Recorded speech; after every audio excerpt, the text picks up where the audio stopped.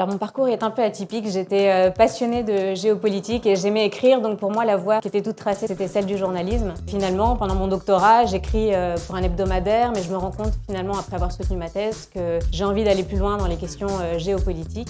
Et j'ai eu l'opportunité de travailler pour une ONG et de pouvoir faire avancer mes idées et mes convictions. En fait, notre rôle au sein de cette organisation, c'est d'essayer de justement promouvoir les idées démocratiques et de pousser les dirigeants français, européens à prendre une mesure contre les régimes autoritaires qui mettent à mal nos valeurs démocratiques. Ce qui m'anime, c'est que je me réveille chaque matin et que je vais servir mes convictions. Je ne vais pas forcément servir les intérêts d'une entreprise qui m'importe parfois peu, mais ce sont vraiment mes idéaux et c'est ça qui me plaît profondément, et aussi de travailler dans un environnement international extrêmement enrichissant, multiculturel, avec un accès à des personnalités de haut niveau, et ça c'est extrêmement important pour moi.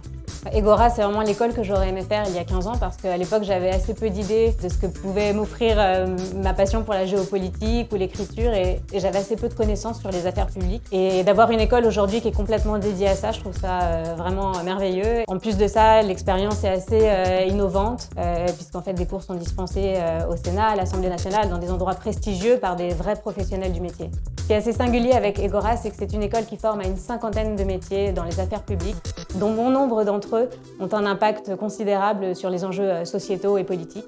Je crois que c'est très important de se sentir utile, d'être au cœur de l'action, et c'est tout l'enjeu de l'école Egora.